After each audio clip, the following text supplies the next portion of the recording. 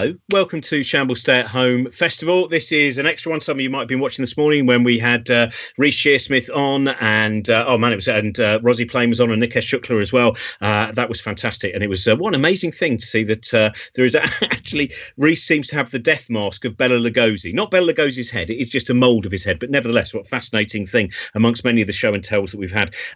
Today on this extra one, we have the person who wrote this fantastic book, Katie Mack. This is not the final copy, this is the proof copy. This is about the end of the universe. We have a person who made this fantastic book as well, which is their collected lyrics when they used to go out as She Makes War. And we have the person who wrote one of my favourite books of 2019. It's lucky because this came out in 2020, so there's no kind of competition or rivalry. My Name is Why by Lemn Sissay, which is just, I'm sure many of you have read it already, and you might have heard us when we did a book shambles on it as well. It is an incredibly beautiful read. Just before I introduce Katie, first of all, just for those of you who haven't watched before, we also have a tip jar at the bottom. We're trying to collect money for a lot of the people who basically have no work anymore, in particular in our kind of world. A lot of the performers, a lot of the artists, and a lot of the arts centres as well. There is nothing going on. Even if this ends in the next few weeks, kind of things are going to be stopped for quite a few months for a lot of those people. So we're trying to make sure that we've got some money to keep those people going, to keep them creating things, and to make sure that the local arts centres, which are very often also a place where a lot of people go during the day as well, that they are able to keep going as well and keep employing people. So that's what we're going to do. If you give us any money, you don't have to give us any money, and you might be in a situation where frankly you don't feel that you can at the moment, but enjoy the show whatever. And now to start off by enjoying the show by talking about the end of the universe. Yeah, it's a lovely. Your book, The End of Everything, is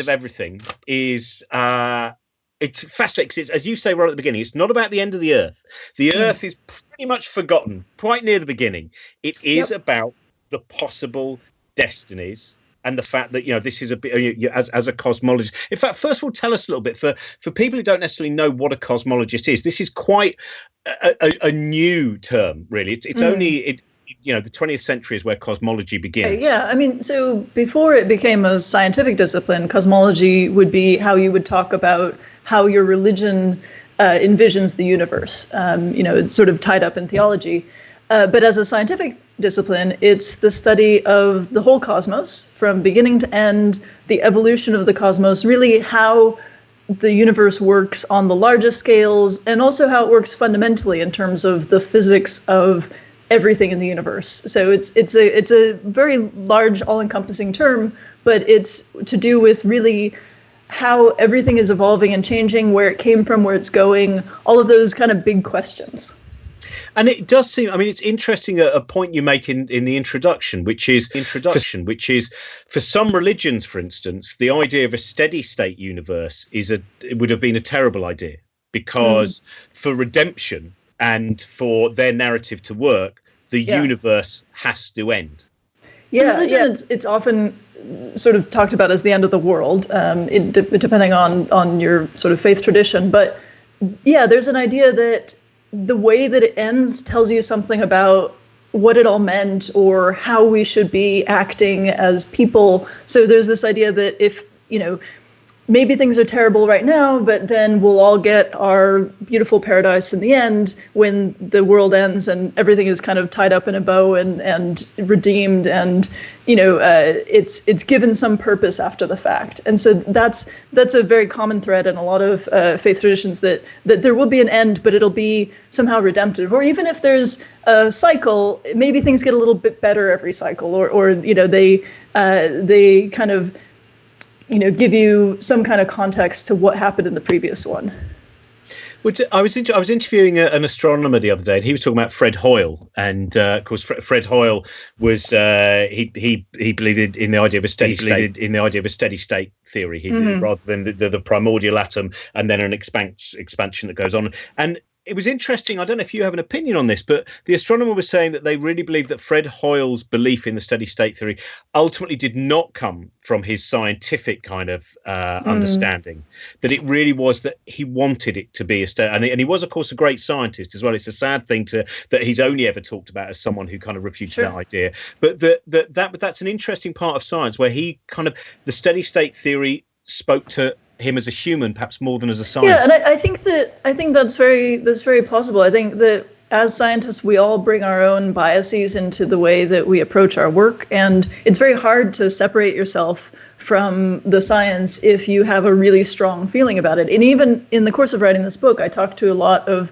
astronomers and physicists about how they think about the end of the universe, what they think is going to happen, how they think we're going to figure it out. And it was striking that there were a few occasions when, I really got the impression that maybe this person prefers this kind of ending because it fits how they think about the world. And they're going to study a particular scenario because it's more satisfying if that's the way things are going.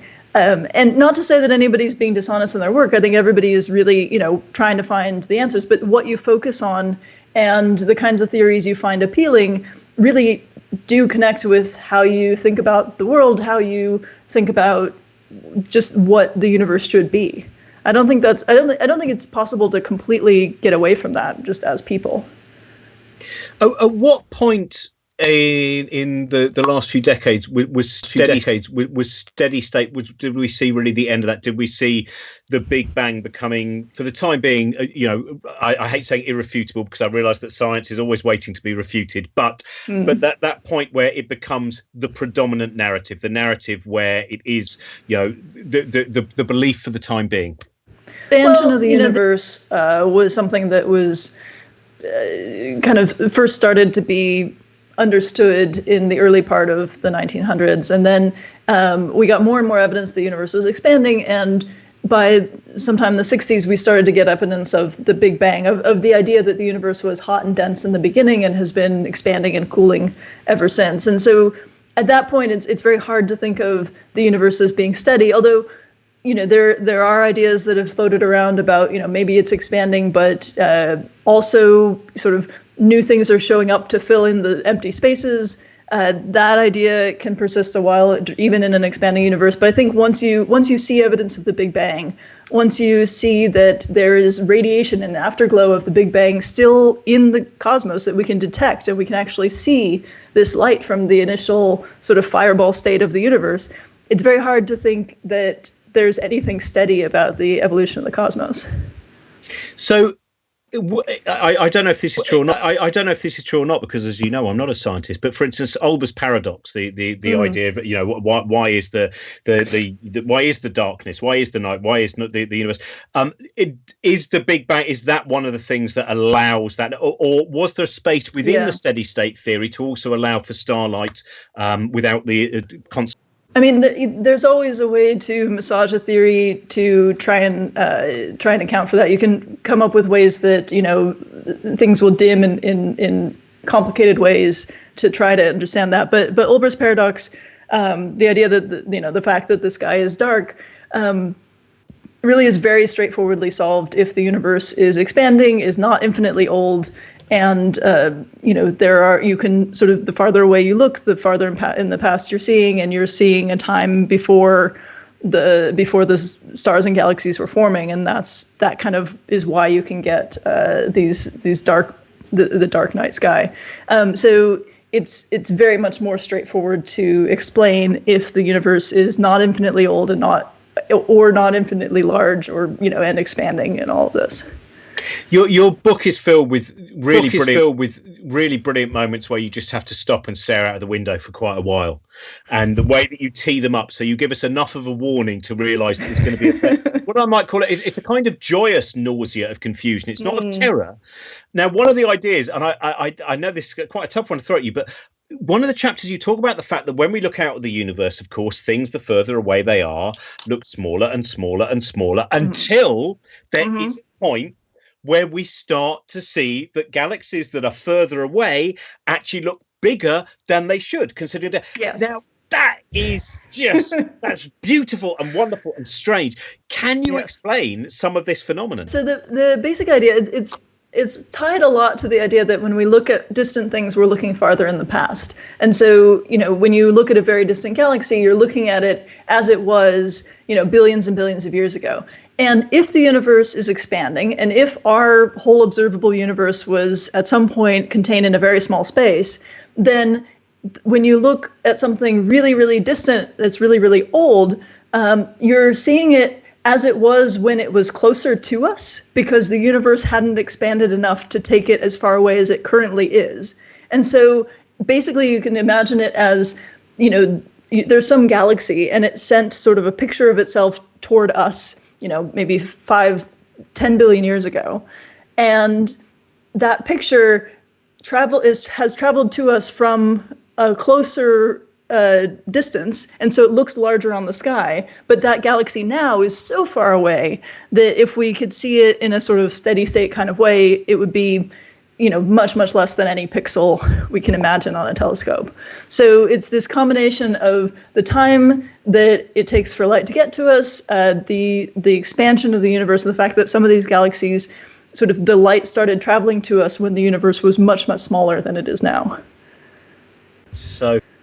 So, I mean, that's what some of those images as well, which are like, for instance, when we see, the cosmic microwave background radiation, that incredible image where tiny, minuscule fluctuations in heat are a minuscule fluctuation that will turn into an entire galaxy.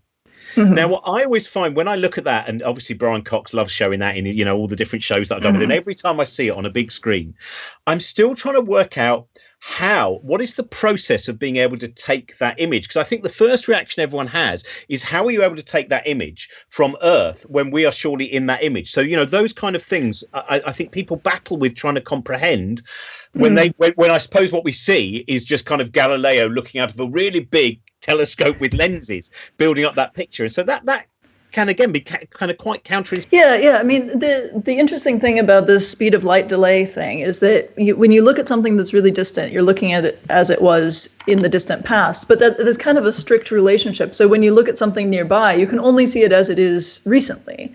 And then if you look at something far away, you see it as it was in the past. So if we want to see the distant past, we have to look at things that are really, really far away from us. So we can't see ourselves as we were in the past, but we can take advantage of the fact that the universe is basically the same everywhere and see, this early state of the universe, this sort of primordial fireball state where you get these little fluctuations in that early fiery cosmos. And you can just extrapolate that, even though we're looking at billions and billions of light years away, that's also what it looked like here at that time in the cosmos. And so we can learn something about where we came from just by looking at that really distant region and what it's doing from our perspective right now, but actually was 13.8 billion years ago. Do you remember your reaction the first time that you discovered that it's believed the universe will eventually come to an end? Because it's a strange thing, isn't it? Which is, we if you tell someone that what they're doing may well mean they're going to die in 20 years' time, they go, whatever.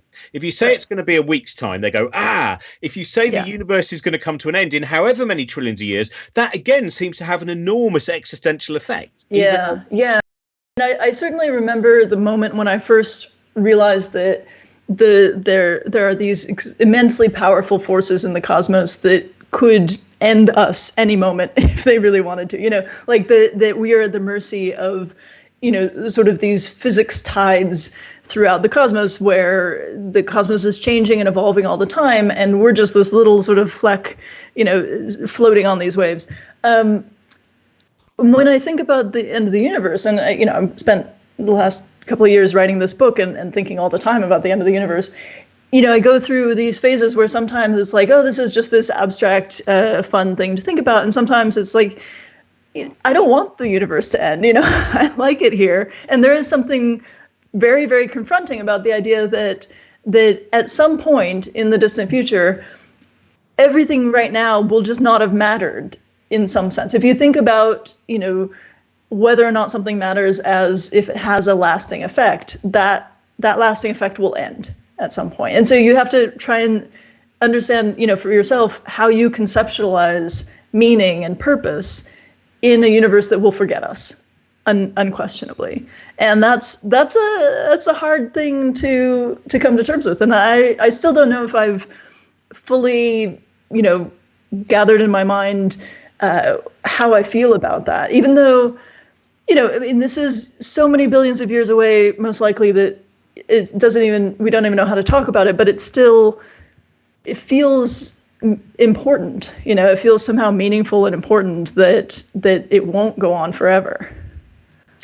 One of the things that I found interesting, you touch on in the book, and a few other cosmologists I've spoken to, which is the fact that the universe is going to be so boring for such a long period of its life that, at the moment we see matter in all manner of what to us at least is exotic shapes and incredible structures, whether it is the rings of Saturn, whether it is a supernova, whether it is a supermassive black hole. But then it kind of, we have this point where you go, and then it just kind of thins out.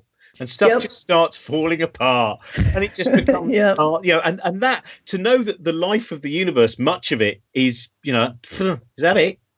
That seems to be quite disturbing. It is, yeah. I mean, I've definitely, when I talked to other cosmologists about this in the course of writing the book, a few people said, it's just really sad. One of my colleagues said that when she gives lectures about this, people have cried.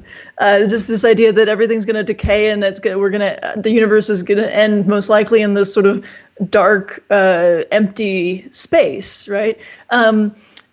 The way I try and think about it is that we're very lucky to have what we have right now and to see this amazing variety. And obviously, if you can't live in a dark, empty universe anyway, so it's not that surprising that we live in a time when there's this amazing variety. But we should appreciate it because it's not going to be here forever. It is going to disappear eventually, and it is going to get a lot less exciting in this cosmos over time. As you journey through various different conjectures and ideas of how the universe might end, was the one that you went, because I'm certainly the way that you write about the big rip, that's a wonderfully kind of disturbing thing. Was the one that the further you got into it, you went, I know I'm not going to be here when that happens, but I really hope this isn't the conclusion to it all. I think the one that I found most horrifying, the one that's also least likely, which is the Big Crunch. So this is the kind of oldest idea where, the current universe is currently expanding, and maybe someday the expansion will reverse and everything will come crashing back together. This is very unlikely to happen based on what we understand about the cosmos today. But that would be terrifying because you would see it coming. Like, you would know that things are getting closer and closer, and you would know that as the universe compresses, it's not only bringing stars and galaxies closer together, it's bringing all of the radiation from all of the stars that have ever shone together. And it's the sort of ambient radiation of the universe would get brighter and brighter and hotter. And everything would be kind of cooked in this very uncomfortable seeming way. So that to me was the one that I thought, I don't want to think too hard about that. Luckily, it's not very likely.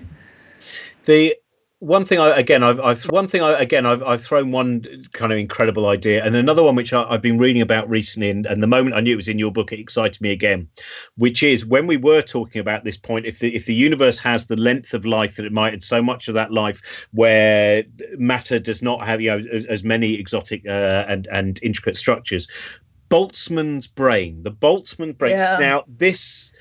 You write about that, and this is straight out of Hitchhiker's Guide to the Galaxy. This is filled with Douglas Adams imagery. What is the Boltzmann brain? What does this mean? So the Boltzmann brain idea, if you have any kind of physical system at all, like a box full of particles or an empty room or whatever, if there's something in that space, then by random chance, some of those particles are going to come together and meet in some interesting way at some point. There's some chance that if you have a box of molecules, at some point as they're floating around, they're all going to gather in one little corner for a moment, and so you can calculate that if you have a universe that you leave alone long enough, all sorts of things will just pop into existence by random chance. I read a paper where there was a calculation of exactly how long it would take for a grand piano to arise out of the cosmic dust. It's a really long time. But if you wait long enough, anything will kind of organize itself. And so if you have a universe that is persisting in a sort of empty space kind of way after, all of everything else is decayed, but you have a really long time and you have a little bit of stuff in that universe, then just by random chance, statistical mechanics, eventually there will be a moment when something organizes itself, and that something could be an entire galaxy, or it could be the whole universe, a whole new version of the universe. But when you think about it, the less intricate that thing is, or the smaller that thing is, the more likely it's going to happen. So more likely than a whole galaxy would be a single planet, and more likely than a single planet would be just one person, and more likely than that it would be a single brain that thinks it has a memory of all of existence but actually doesn't, and just quantum fluctuated out of the nothingness and imagines the whole history of the cosmos. And that's called the Boltzmann brain problem. And that's a problem of, if you're going to use these kinds of random fluctuations to as an origin story for the universe, you have to contend with the fact that it's much, much more likely that the universe never exists. It's just these structures show up that think the universe exists, and that's sufficient. I love that. I love that bit where you go, the chance that suddenly, just at some point, that Tuesday comes back into existence. The whole of a Tuesday comes into existence, and then it goes off. And for that moment, that's another related idea, which is this Poincare recurrences, where if it's possible for a brain or a whole galaxy to pop into existence, it's also possible that any moment in time, any configuration of the universe that ever existed, that will also come into existence again over and over again. So like this moment right now will be recreated randomly sometime deep into the heat death of the universe. And so will, next week. And so will, this same moment, but where I'm wearing a different color shirt. All of that, and that, brings up this whole sort of Nietzsche thought experiment about where, this eternal recurrence, where, what if every moment of your life you had to live over and over again? And this is an idea people talk about in cosmology as physicists. It's wild. I love it. I just think it's great. We've had a question on the live chat as well. This question starts off with, this question might be nonsense, which of course is a lovely thing, because when, again, touring with Brian or some of the other science shows that I've done, people are always thinking this may well be not, but all of the questions that start off sounding in someone's minds if they might be nonsense, I've never seen them not go into some interesting place. So this person would like to know, all the multiverses, do they also end if this universe ends, because they are all mutually, or are they all mutually exclusive? Can they exist without the others?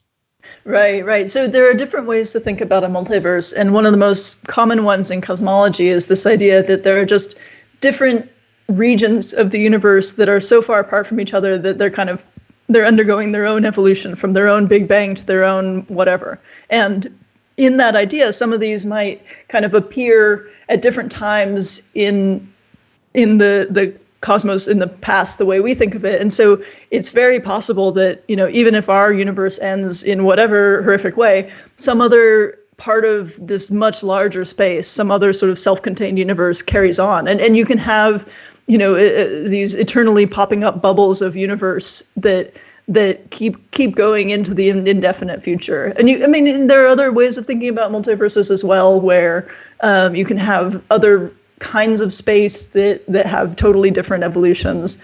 And you can even think about this sort of many worlds idea, where you have, different sort of quantum events happen different ways in different, separate universes, and those can have different histories and futures as well. So yeah, it's totally possible that some part of some larger universe can persist indefinitely, as far as we can tell. But our sort of observable universe, our cosmos, we're pretty sure will end at some point. That's, thank you so much. This is, I'll show the cover, which is of no use because this is not the cover people see in the shop. So can you show the cover, which is, this is the cover I think people are going to see when it comes out in a couple of months' time, or obviously it might change because of what's going on now. But yeah. So this is the, I don't know. Yeah. This is the US version. I had a minute ago on my computer the UK version. Oh, here it is. Yeah. So I don't know how well you can see this, but this is the UK. You need to put it right in front of your face because you have blur on. If you put it on your face, it will. Oh, we still can't. No.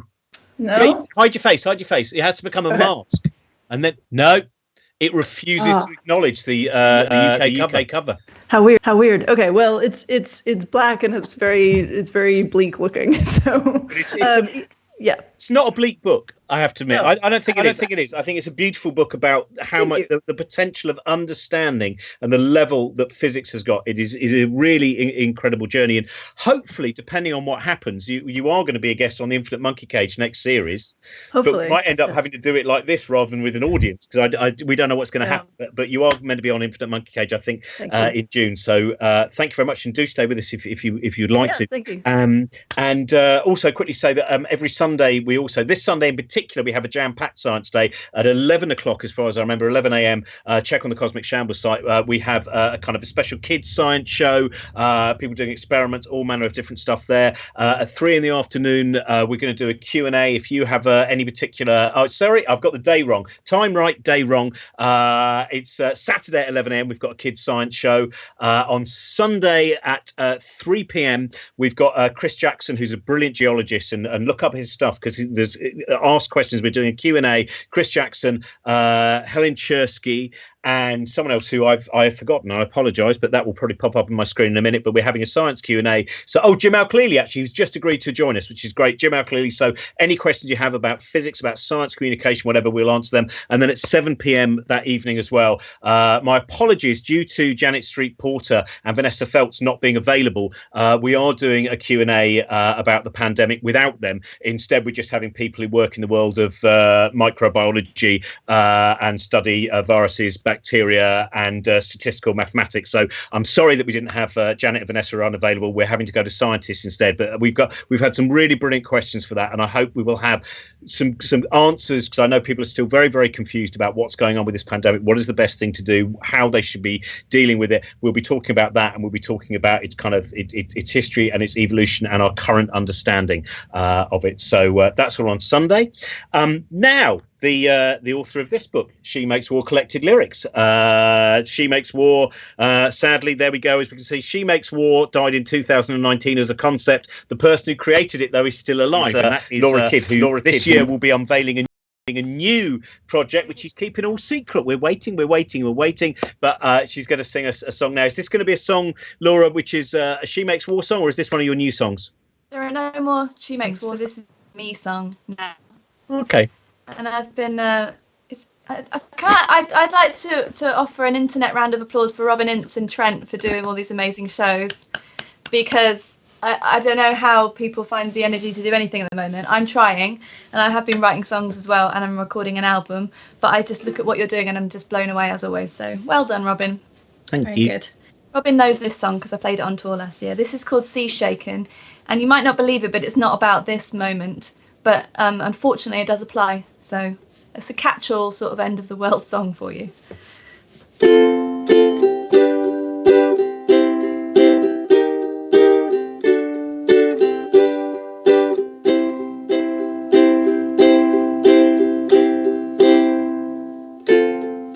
Voices random, breathless, gonna get off of this sinking ship.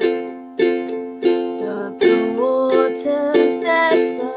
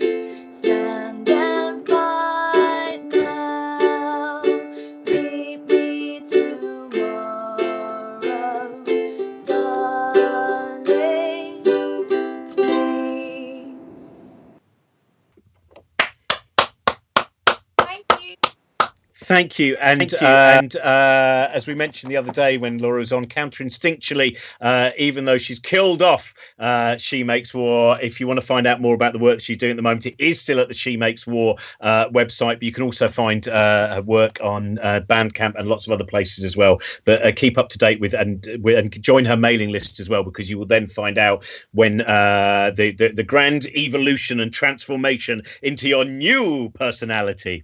1st of May. So yeah, 1st of May, find out about Laura's work. Thank you very much for joining us again. Thanks. Our next guest is someone who wrote this book, and I've mentioned it numerous times. As I said, it was one of my top books of last year, and I would say of that decade as well. And great to have you here. It's great to have you here. My first question for you is, because I know that you were listening to Katie, as an artist, as someone who creates, as someone whose poems are daubed on walls in Manchester, officially, I might add, not you just going around in a van late at night. You know, as far as I remember, you used to be on the side of Hardyswell's pub as well, I think, as well. Yeah, how do you feel about the universe is going to come to an end? You know, all of these things. Look on my works, ye mighty.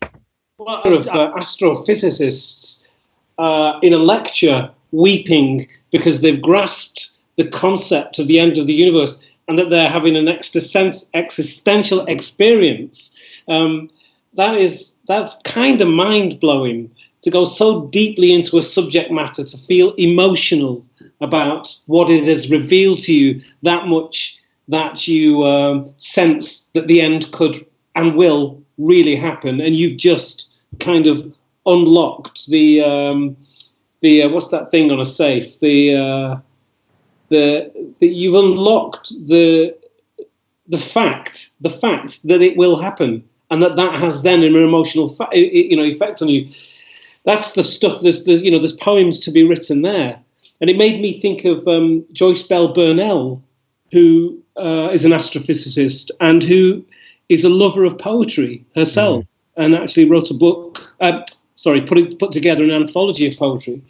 Whose father built an observatory in Armagh, where I did a gig under the stars, in the dome while the projections were on the wall. It was the most beautiful thing. And I think, not knowing this myself, but reading quite a lot of books as I am for the Booker Prize presently, there is one book where the central characters relate to the stars as they were related to by the Greeks, and constantly references various gods who had relationships with various parts of the cosmos to interpret a contemporary issue or problem. So It's an interesting thing when you talk about that, and Justin Bell Burnell was a fantastic, really interesting, discovered pulsars, and her.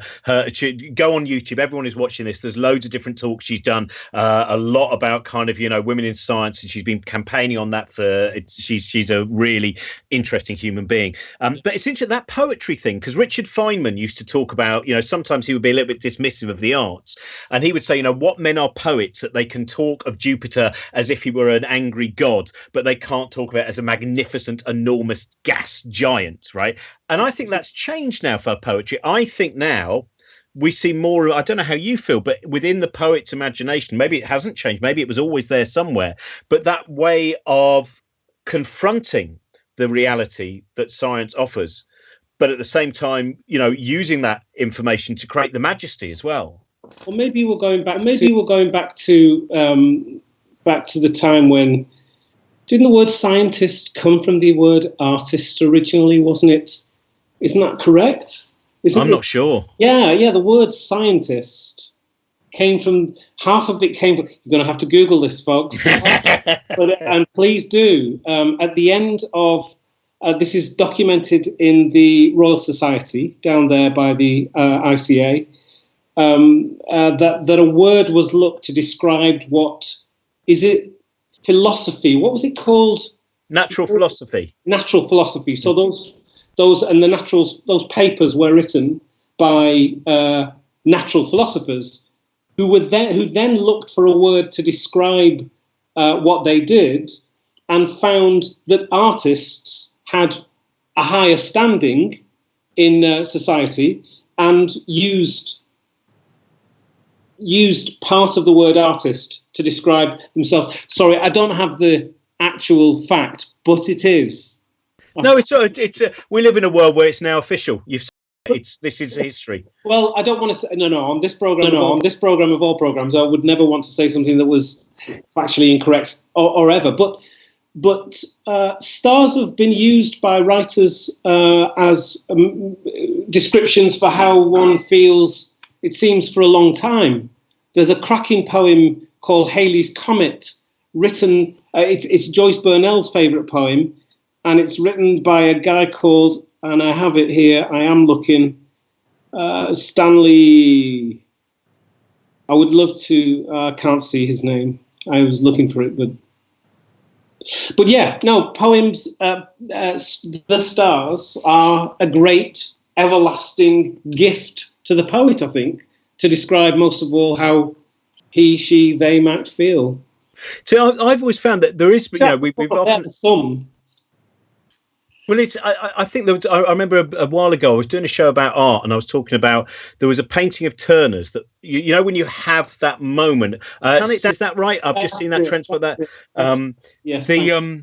But it's it's in the Walker Gallery in Liverpool, lovely gallery, and it was that moment, you know, when you suddenly, with certain painters, there's a moment where you go, oh, I get it now. Now, Turners were everywhere. And then I looked at this one and it was, this beautiful hazy kind of dusk. And I started thinking about the fact that the story of that painting begins with hydrogen turning to helium, incredible pressures in the sun, the photons of light, the light then hitting the surface of the earth somewhere, down in Sussex, and it bounces off and it goes to the back of Turner's eyes, and then the rods and the cones read it, and then his imagination kicks in. And I think actually in all of those stories, what we see a lot is when the two cultures idea, this division between science and artists, there isn't really, because both of them, there are different ways of using imagination. Yeah. But scientists and artists, what we're both trying to do as much as possible is think as many different, the variables. Our variables don't have to be testable ultimately. Their variables do, but they are about exercising as many different kind of potentials as possible and different ideas, I think. Absolutely. This makes at times in society, this makes artists dangerous. That idea of testing as many variables as possible, and exactly the same thing with scientists. A threat to religion, or a threat to an idea, or a threat to the status quo. But it also is, and I do believe that both, whatever creativity is, it can be used in so many ways to describe so many things and come to mean nothing. But whatever it is in scientists. And as it is in artists, I believe. Creativity is not the monopoly of artists. It's one thing I've learned, the more that I've learned about what it is that I dabble in. I don't know if Katie remembers that there's a quote by Albert Einstein, which is actually on the wall of the library in Huddersfield, and it is. I'm going to get this slightly wrong as well, but it is. I think he says, "With evidence, you can go from A to B. With imagination, you can go wherever you want." And and certainly Einstein and many of those, they're talking of the fact that you need to, yes, the evidence is very important. We need to count those things and measure those things, but that alone only leads to the statistics. It doesn't lead to then, like in Katie's book, all of these different imaginings using the evidence of the potential of the end of the universe or the potential of living things or whatever it might be. What did Brian Cox said? He said, it's not connected, but it kind of is. He said inspiration is economically quantifiable. And I think what he was, yes. I think part of the reason sorry, that's just total red herring. It doesn't matter though. It's fine. It's a good quote. I'm happy to have it. This is, but how are you finding, because you're reading your book, that moment that you discovered performance, you actually talk about a time, I think it was at a pantomime, where Lenny Henry got you up on stage, and you had a sensation as that happened. Yes. And what point did you find that one of your ways of coping with the world was to be able to turn it into shapes and patterns of words? Well, I wonder. I mean, if I had a choice, I wouldn't talk about the things that I talk about in my book or in the poetry. So I think that what happened is, well, with the stage, it was that I felt at home. I felt very. I did a gig with Sandy Toksvig the other day, and I was backstage, and I watched her walk on stage, and I just got the sense she was absolutely at home. Like, the audience had been invited to her house. She knew what she was about. She had arrived. Backstage, she was who she is, which is a beautiful human being. But I just found that she walked on stage and there was a fire and it was warm and she was having a cup of tea and she was at home. I felt the same when I walked on stage, and I had a feeling of electricity when I wrote a poem, a simple poem, and that really has got nothing to do with the audience. That's not really about whether or not they like me or not. Although it's nice to look out of the window of that house and see them there and think, oh, that's beautiful. That's a beautiful view right now. Like when Laura did a gig, she did like 15,000 people. The sense that this is a beautiful place to be, and I'm glad you're here, but I'm not here. I'm not doing this for you. I'm doing this because this gives me something which is I don't understand, and I think it goes to the beginning of time for the performer, that they sensed a sense of, oh, this is where I'm meant to be. This is how I'm meant to draw out whatever it is that's in me that I have to draw out, and I think for that reason, I've gone through times in my career where I've absolutely, it's 30 years now since I've, walked on stage. I've absolutely hated the audience. I think there's a good 10 years, I think, in the middle of my career. And by the way, I'm in poetry, so I don't expect there to be, if you wanted to be famous, you'd be a bit stupid to be a poet. You know what I mean? This is my way. But it's what I feel when I write and when I walk on stage, and it's what happens there is it's something that I cannot explain, cannot replicate anywhere else, and I feel like when I walk on stage with my poems, they're like my children, and like anybody who has children knows, you can't control who they are. They are who they are. And so I watch my children go out to the audience, and the audience could be critical, or they could be like, oh, that's lovely. And I'm like, please, they're my children. I don't, I know where they go wrong. I know what their problems are. Believe me, I do. And I talk to them about it. But I swear, it hasn't got much to do. It hasn't got as much to do with you as it has to me. Did you ever had we had John Hegley on yesterday, and I've always loved John's work. And John has a different kind of journey to yours in terms of how he started off on the comedy circuit. And then he told this wonderful story many years ago. He wrote about the moment when he realised he was a poet as well. He wasn't just a comedy turn. Yes. He was doing an event at the South Bank. I can't remember which theatre it was, down at the South Bank in London. Yeah. And he was on with proper poets. He wasn't on with other comics, not to belittle, but he was there with these poets that he'd read and who'd inspired him. And then he stood on stage, and the audience accepted him not as a comic turn, yes, but as a poet. And he said, he stayed around afterwards for a little bit, but then he knew he just wanted to go and sit on his own in his local pub and just have a drink and just think, do you know what, John? You were a poet tonight. And I wondered about those moments where you might have had that, in those early days when you are testing the water, and sometimes, the rejection that can happen from an audience, throughout your career, but, certainly early on, finding the way of translating what is in your head to an audience can be quite difficult to find the right means. I did a lot of performing with the likes of Steve Coogan and John Thompson and Carolina Ahern in the early years. They're all sort of British comedians of note. And they, I'm sure I didn't leave a nice stage for them at the end, because I would kill the audience with a really serious poem about race or about X, Y, Z. And that was all before. And I remember when the split happened, it was all before comedy sort of separated from poetry. Avalon came in and the big agencies, and there was a change. Those folk folky like gig. There weren't folky gigs actually. Even alternative comedy gigs included poets and included guitar musicians and there was a sense of solidarity. But I would often leave any comedian who came after me spitting feathers because I was actually as a young poet, I think I was quite self-centered and quite I will do this my way, and I think I think a lot of people gave me a lot of space to be able to develop and grow. And it's great as an artist when you come to a point of being able to appreciate what people have given you, and that's the comedians and the singers and the musicians and the other poets as well.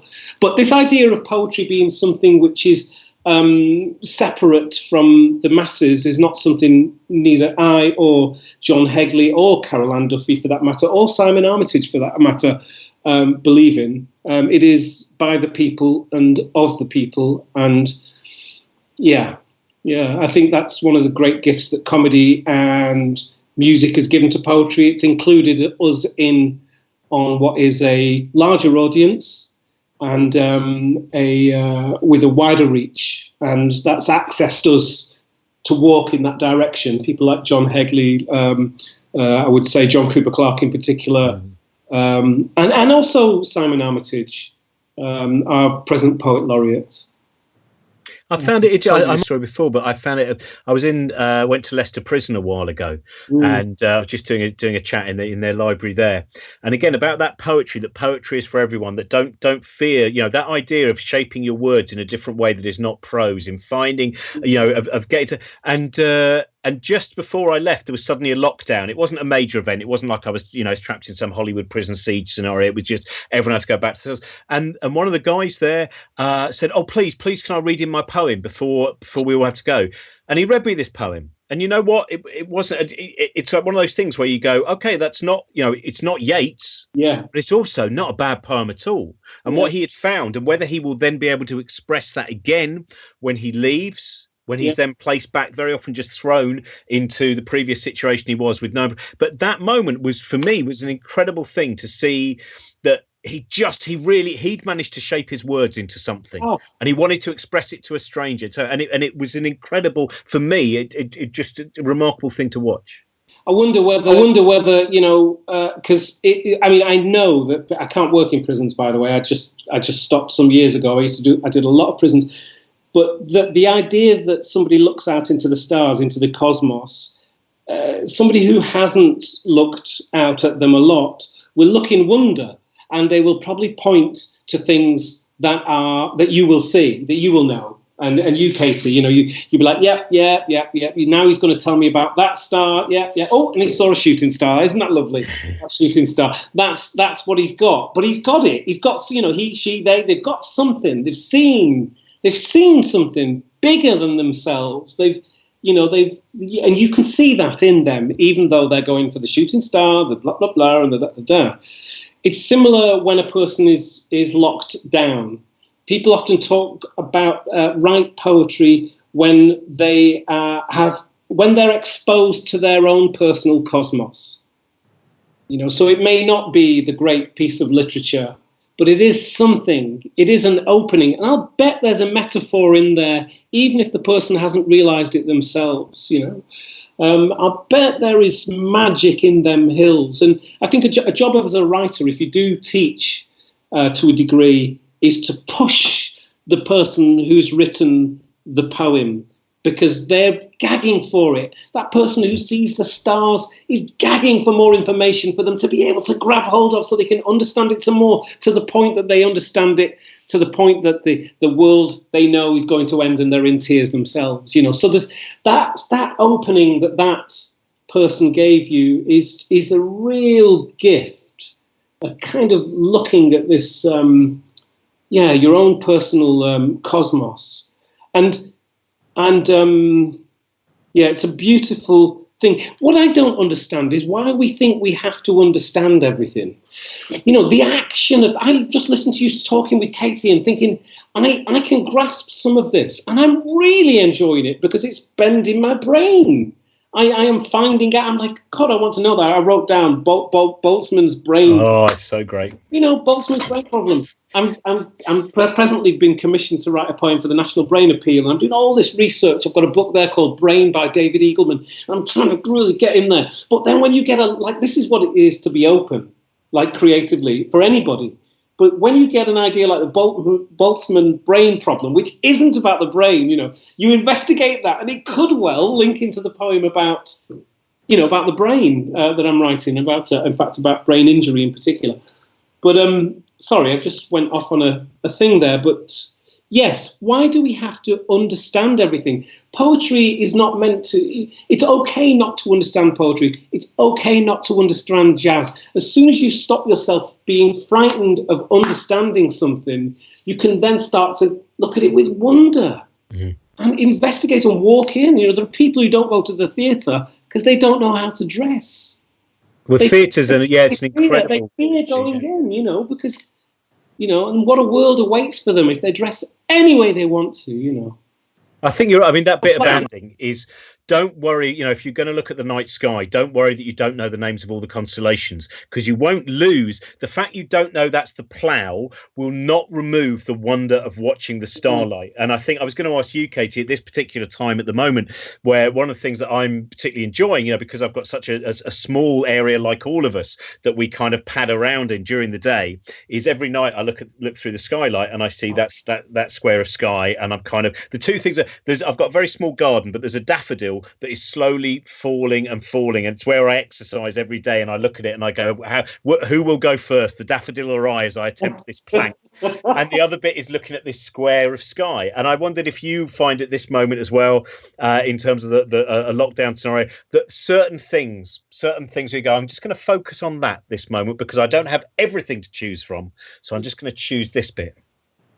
I definitely think that sort of thinking about the wider universe and specifically thinking about the fact that we are deeply unimportant to it is helpful to me in moments like this where things are very hard and there's a lot of suffering and there's a sort of crisis and everybody's kind of in crisis right now, but there is still this beauty and wonder out there, and you can still access that. You can still see the sunset and the night sky and the moon, and you can still put yourself in this other kind of space where there is something out there that will persist beyond us, that doesn't care what we're doing. We cannot mess it up, and we have access to that, the sense of wonder in approaching that, and I find that really very comforting sometimes. You found during this particular period, has there been anything that you've been able to have a certain focus on to kind of deal with the scenario? It's driving me batshit crazy, to be honest. No, I'm joking. Well, actually, no. I feel like I'm on a seesaw between batshit crazy and, hey, this is beautiful. I've got to read books for the Booker Prize at the moment. You can see I pile those books behind me very deliberately. And I wake up first thing in the morning. I wash. I should meditate a little bit. I don't. I make tea. I get my head into a book and I run myself through it and deal with my inadequacies, because there's so much beautiful writing out there. Robin, this would be you could do this. I fear it. I would fear. Natalie Haynes has done that, and Natalie, look at the number of books that. What worries me about something like that is what if I lose the joy of reading because I'm forced to read so much? Oh no, you do lose the joy of reading. There is no doubt about that. No doubt about that. It's virtually a book a day, and. But it's a PhD. It's beautiful to see so much incredible work, and I'm no better than the next man. I'm just trolling through that day after day, and I'm behind, man. I'm behind. We've got a lockdown, and I am behind.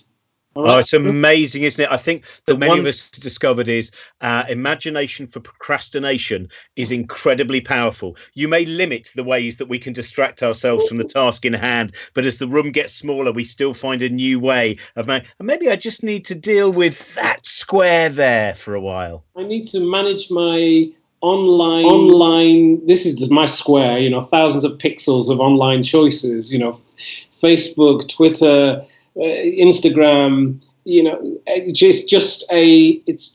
need to manage that. And in fact, this is a great, just for me, I'm not talking on behalf of anybody else, but this is a great time to manage my relationship with the online world.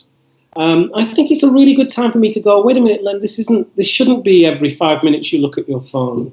That's not a way to live, and you need to manage that. And I'm finding that is something that I need to do. In fact, this situation for me, I'm not saying for anybody else, but it's